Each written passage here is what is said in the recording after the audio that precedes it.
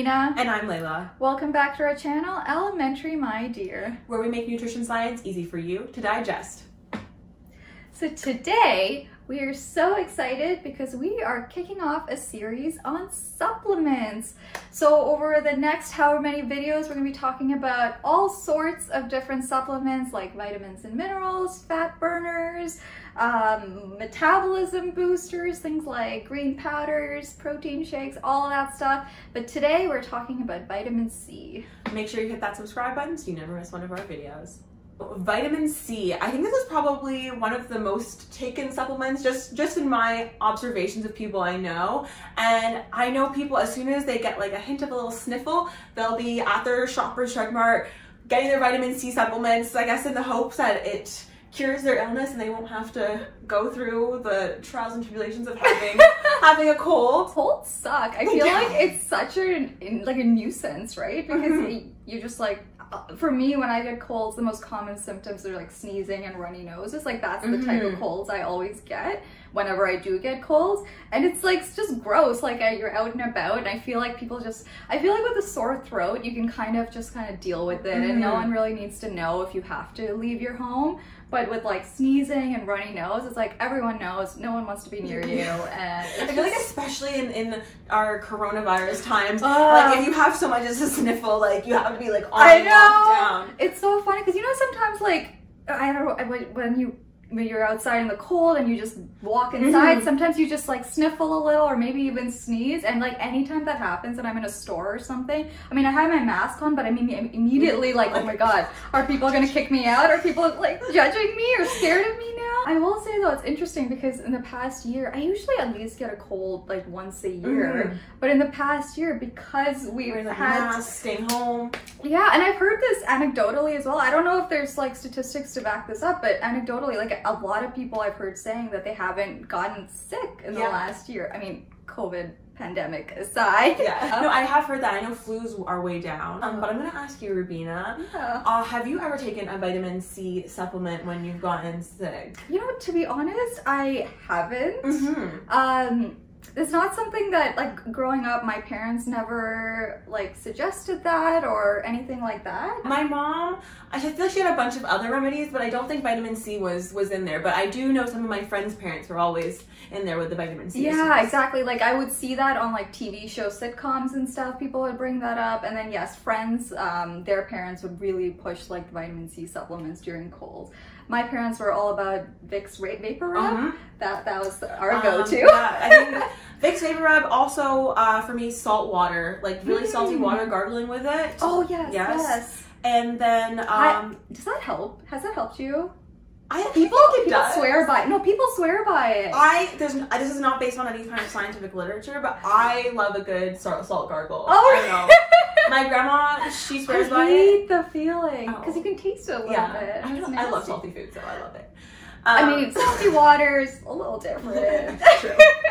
That is true. But yeah, is there anything behind this vitamin C and cold kind of idea that's out there? Is it an urban legend or is it the truth? So first of all, what is vitamin C? Vitamin C is a water-soluble vitamin, and we as humans need to get it from food, but interestingly, most other mammals can make it within themselves. They don't need to get it from food. Even though vitamin C is like typically associated with our immune system and with helping with colds, vitamin C actually does a whole host of other things as well. It's involved in the production of proteins such as collagen, which is abundant in your skin. It's also involved in producing neurotransmitters, and neurotransmitters are essentially chemical messengers that allow your neurons to communicate with each other. Also, vitamin C is involved in the process of absorbing non-heme iron, so that's iron from sources that are not meat-based. Make sure you watch our video on that, wherever it is. I'll put the link down below, and there'll also be a pop-up of me, probably. And finally, all the things that you've heard about vitamin C and your immunity, there is some truth to it because vitamin C does play a role in our immune system. Vitamin C stimulates your white blood cells, so those are your immune cells, to go to the right location to fight an infection. It's basically like, you know, those cops that are sometimes in the road, like shuttling people, go this way, go that way, whatever. Yeah, yeah, vitamin C kind of helps with that. Also, vitamin C, it helps stimulate a very interesting process known as phagocytosis. Yeah, that's a really fun word, and it's basically like these things called phagocytes. They go in and they like engulf these pathogens or like these things that are making you sick, and then once they've engulfed it, it like breaks it down and gets rid of it. So that's really cool. Also, vitamin C helps prevent tissue damage or damage after an infection, and it tells your cells to do something called apoptosis, which is basically to self-destruct. And this sounds like a bad thing, but when your cells are damaged after an infection, it's important for those damaged cells to die, and so they undergo apoptosis. I think that's another thing where we did a video on detoxing a couple of weeks ago, and I think that's another thing that's often promoted with things like detoxes. It's like, oh, you need to get rid of all the damaged cells. But again, like our bodies have mechanisms to do just that. And if you missed that video, we'll link that everywhere as well. So now we've talked about all the important roles of vitamin C, we should probably get into how much we actually need. So this is one of the ones that kind of changes over time. So there's different values for adults and for kids, as well as for males and females, and also just different people who have different lifestyle factors. So for adult women, you need 75 milligrams per day.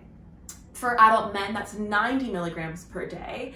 And smokers require a little bit more as well, because with smoking you have a little bit more oxidative damage. So, you need more antioxidants to help fight some of the damage you're doing with smoking. Yeah, it's interesting because the research does show that, it's shown consistently that smokers seem to have lower vitamin C status than non-smokers.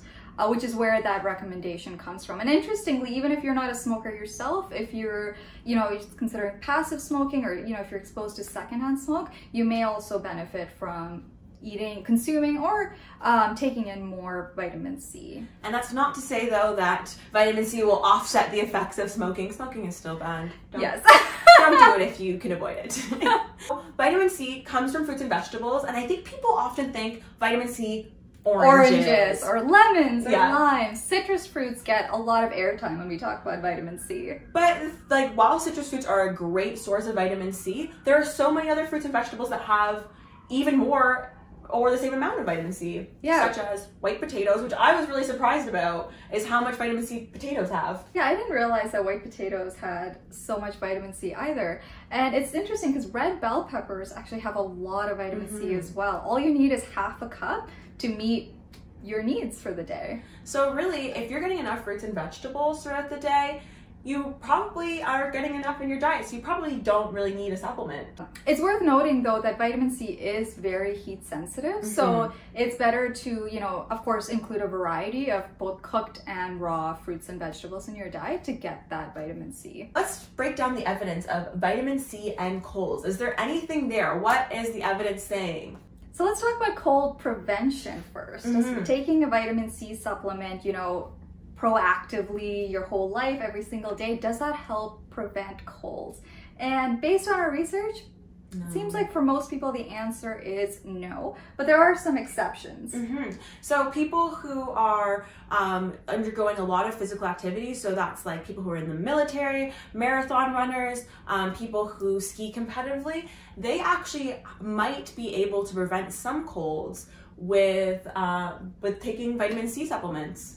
Yeah, and that seems to be because of, the added stress from all that intense exercise, that perhaps, they maybe need a little more vitamin C than the general population. But interestingly, that effect of, lower cold incidence in those populations, we're not seeing that same effect in the general healthy population. Something that some of the researchers brought up was maybe we're not even seeing a decrease in colds with vitamin C. Maybe we're seeing a decrease in kind of some of the irritation of the lungs brought on by lots of strenuous activity. So it might be kind of like a confounding variable, because really when we talk about what a cold is, it's not necessarily just one thing. So when they measure them in studies, a lot of times it's just based on symptoms, but there's some things that might not be colds that have the same symptoms. So now let's talk about cold duration. Does taking vitamin C help reduce the duration of a cold? And there is some evidence to show that in adults, if you consistently take vitamin C on a daily basis, even though it may not help you may not prevent you from getting a cold, it may reduce the duration of a cold by like 8%.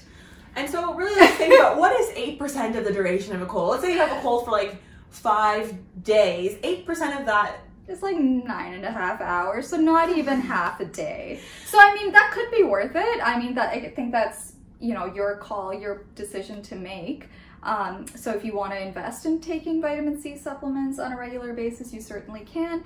But I think for a lot of us, you know, if you are already including a variety of fruits and vegetables in your diet, perhaps that, you know, less than half a day of speedier recovery, perhaps it may not be worth it. Yeah, and just to note, in these studies, when they're talking about vitamin C supplementation, it's about between 250 milligrams and 1,000 milligrams. So it's not a crazy amount. We talked about, you know, in half a cup of bell pepper, you're getting over that 90 milligrams per day. So eating lots of fruits and vegetables throughout the day, you might actually be already meeting that 250 milligrams just through your diet. And I guess a lot of people only start to think of taking vitamin C once they get that sniffle or they start to feel a little tired and a little just unwell. But unfortunately for those people, studies find that taking vitamin C once you have the onset of cold symptoms doesn't do anything, unfortunately. So if you are taking supplements already, you might be wondering if there are any risks with taking too much vitamin C. And the good news is, it really shouldn't be a concern for most people because our bodies are actually really good at getting rid of any excess vitamin C. So unless you're taking mega doses of, you know, over 2,000 milligrams a day, chances are you're gonna be just fine. Yeah, exactly. So yeah, as we mentioned, vitamin C is water soluble, so it just comes out in your pee. And if you are taking 2,000 milligrams or more, the good thing also is that the symptoms aren't crazy bad.